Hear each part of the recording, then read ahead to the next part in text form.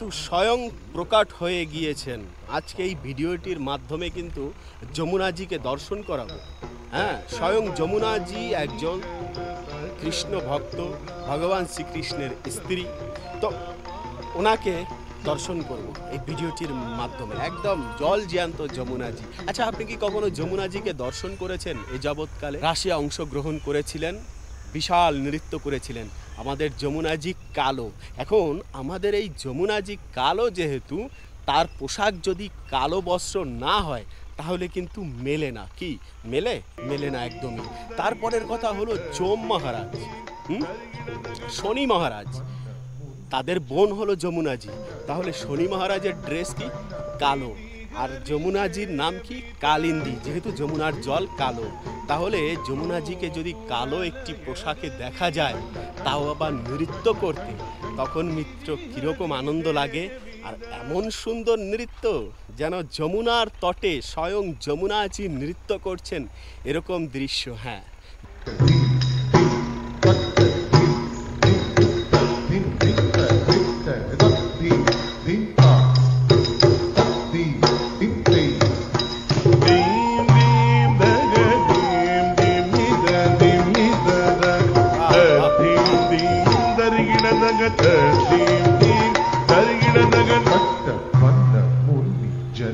सकल सुरासुर सन्नुत पाद सन्नुत पाद तटवन मुनि जन सकल सुरासुर सन्नुत पाद सन्नुत पाद किंड किंड किंड नूपुरलय गति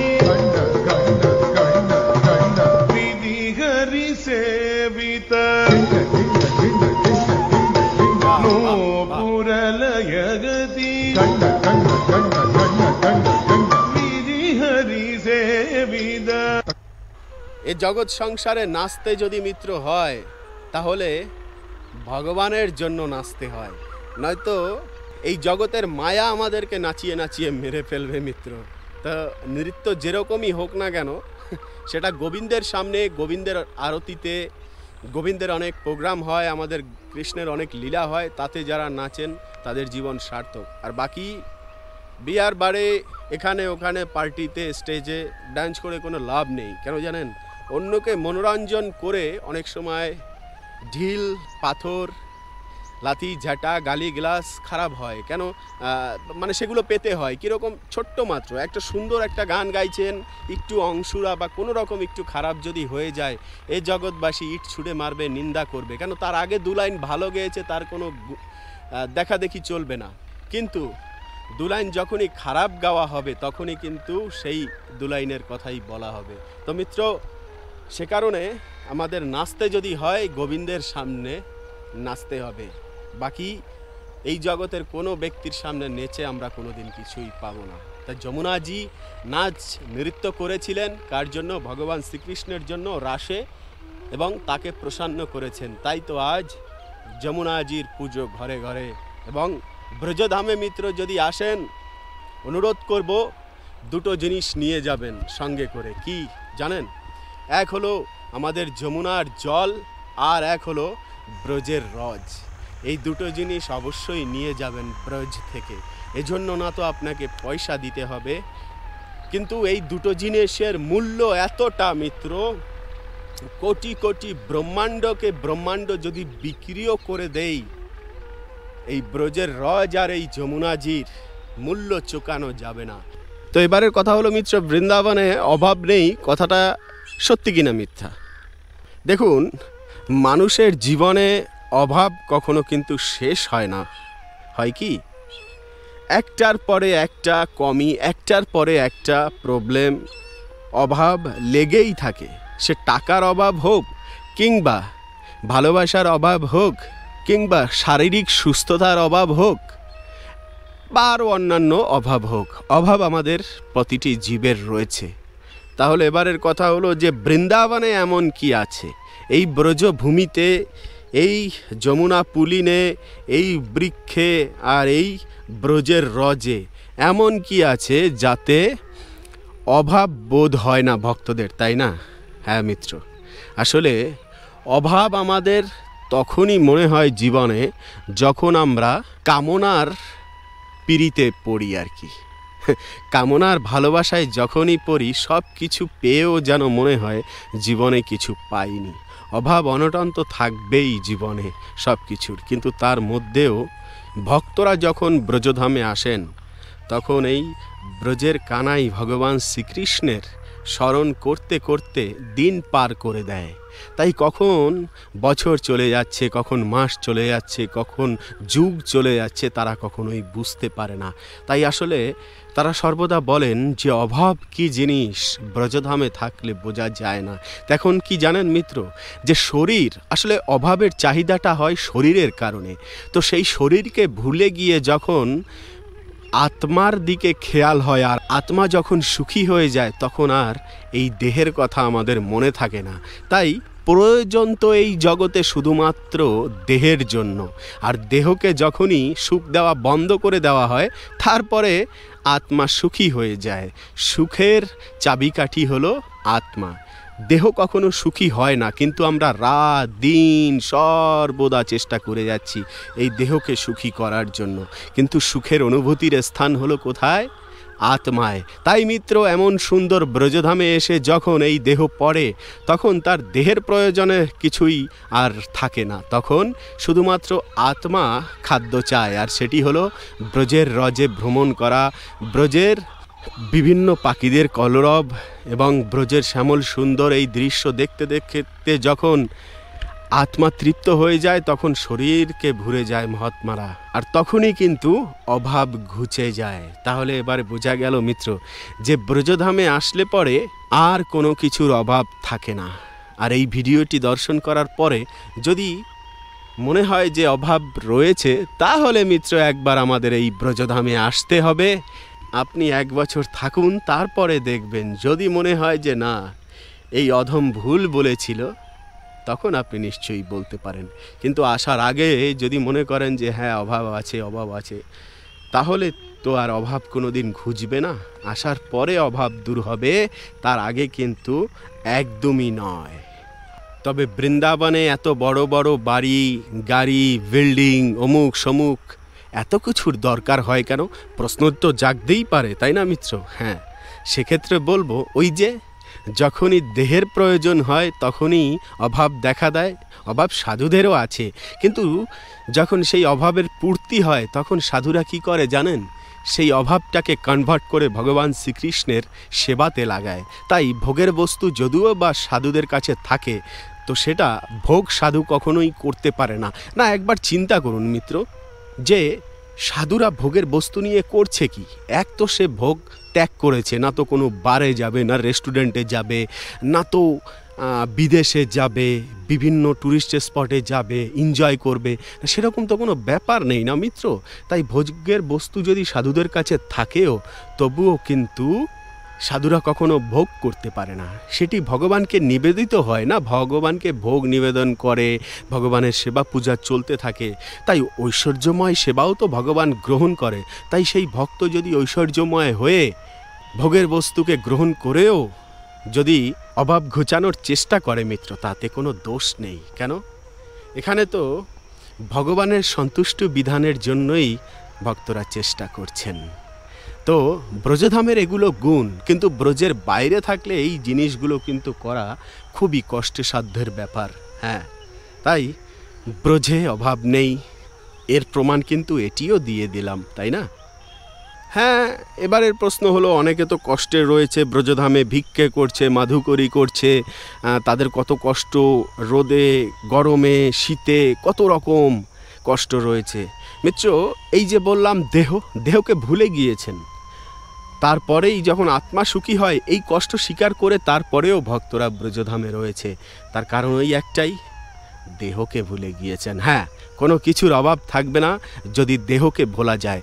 আর কেউ 30%, 50%, 70%, কেউ 80% দেহকে ভুলে রয়েছে। কেন কি? দেহের যে প্রয়োজনীয় বস্তুগুলো রয়েছে এই জগৎ সংসারে ভোগের, তাকে সম্পূর্ণরূপে ভোগ করানো হচ্ছে না, অনেক দিক থেকেই কিন্তু ভোগ থেকে দূরে থাকছে। আর যে যতটা ত্যাগ করতে পারছেন সে ততটাই কিন্তু অভাব থেকে মুক্ত হচ্ছেন। আর আজকে বিকেলবেলা আমাদের এই সুন্দর ব্রজভূমিতে চলে আসলাম একটা জিনিস খোঁজার জন্য। আর সেই খোঁজার জিনিসটি কি বলুন তো মিত্র? হ্যাঁ, একদম এই যে সারি সারি ওই মাথা থেকে এই মাথা অবধি যে জাম বৃক্ষগুলো দেখা যাচ্ছে, এই জাম বৃক্ষেতে কতটা বড় সাইজ হয়েছে জামগুলো, তাই কিন্তু চলে এসেছি খোঁজার জন্য। কেন? ব্রজের ফল ভগবানের প্রসাদ, আর সেই প্রসাদ খুঁজতেই চলে আসা মিত্র। তো চলুন না একটুখানি এই পরন্ত বিকেলে যাই খুঁজতে খুঁজতে সেই জাম বৃক্ষের নিকটে, যে দেখি কি বলে আমাদের জাম বৃক্ষ, প্রসাদ কি গ্রহণযোগ্য নাকি যোগ্য নয়। এত পরিমাণ জাম বৃক্ষ দেখতে পাচ্ছি এখানে।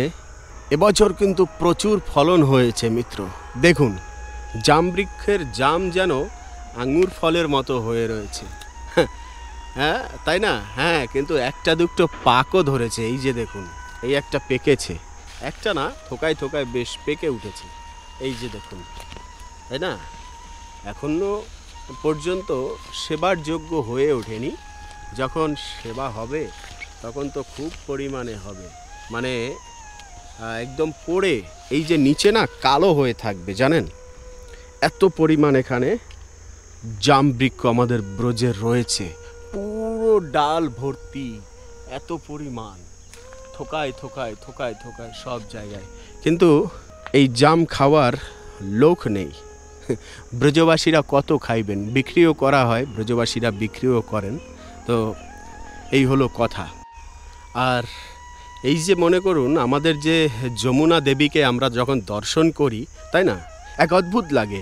ব্রজের শুধুমাত্র এই ব্রজের রজ বা এই ব্রজের মাটি আর এই বৃক্ষতে যেন মন ভরে না। যখনই ব্রজের মধ্যে যদি যমুনাজির ধারা বইতে থাকে তখন কিন্তু এক অদ্ভুত সুখ আসে মনে। হ্যাঁ, যেন আনন্দের মুহূর্ত আরও 100 গুণ বাড়িয়ে দেয়। কেন?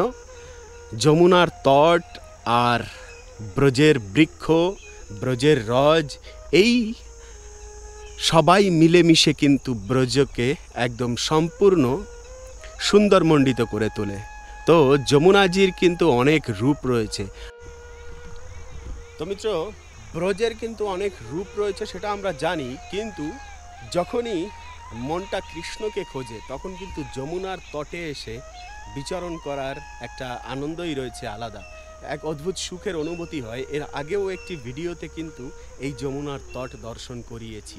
আর ব্রজের উপর থেকে যে জল যেখানেই বয়ে যায় না কেন, যমুনাই বয়ে যাচ্ছেন, এটি আমাদের মনে রাখতে হবে।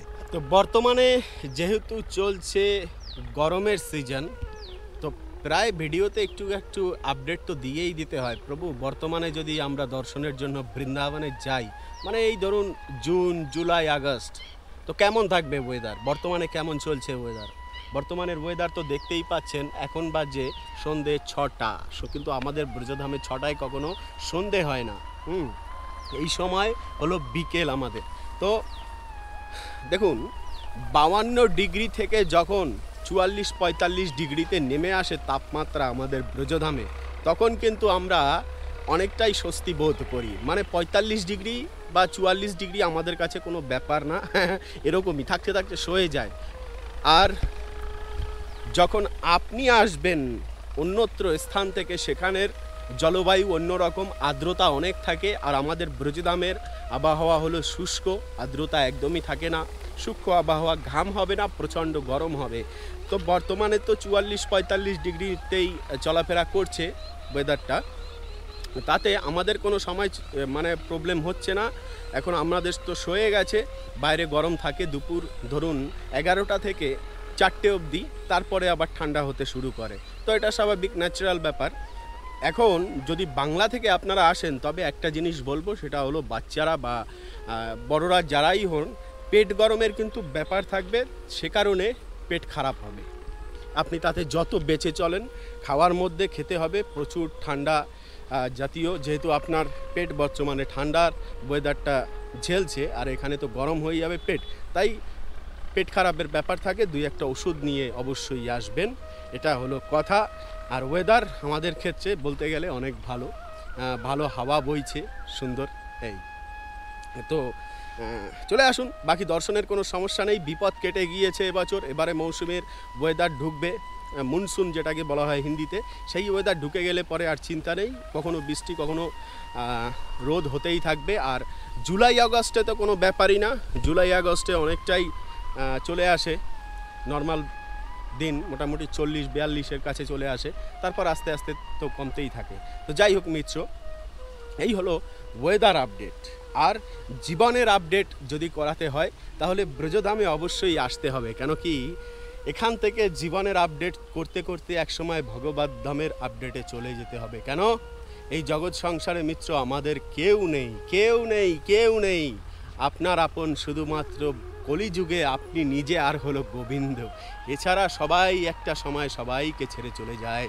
যেরকম গাড়ি চলতে চলতে 1 রাত কিংবা 2 রাতের সফরে অনেক বন্ধু হয়, কিন্তু যেই স্টেশন আসে যে যার মতো ব্যাগ নিয়ে নেমে পড়ে। আমাদের এই জগৎ সংসার থেকেও কিন্তু সেরকমভাবে কালের গতিতে একে একে জীবন থেকে সবাই বেরিয়ে চলে যাবে। পড়ে থাকতে হবে মিত্র আপনাকে আমাকে এভাবেই। তাই আপন যদি কেউ থাকে মিত্র এই জগৎ সংসারে, একমাত্র গোবিন্দ আপন আছে। উনি অনন্তকাল ধরে পরমাত্মা রূপে হৃদয়ে বিরাজ করে সবসময় জ্ঞান বুদ্ধি আর খাবার দাবার সব কিছু যোগান দিয়ে যাচ্ছেন। কিন্তু একমাত্র আমরা এমন প্রাণী যে ঘুরেও গোবিন্দের দিকে একবারও তাকাই না। অবশ্যই আমাদের কিন্তু তাকানো কর্তব্য মিত্র, না তাকালে কি হবে? আত্মলাঘা দোষ হবে, মানে যিনি সব কিছু করছেন তাকেই অস্বীকার করা। তো মিত্র, এই কথা জানিয়ে, এই আপডেট জানিয়েই আজকের ভিডিওটি এখানে এন্ড করছি। পরবর্তী ভিডিওতে আবার নিশ্চয়ই আপনার সাথে দেখা হবে, কথা হবে। সে অবধি ভালো থাকবেন, সুস্থ থাকবেন, আর এই অধমকে হৃদয় থেকে আশীর্বাদ করবেন, এতটুকুই আপনার চরণে প্রার্থনা। রাধে রাধে।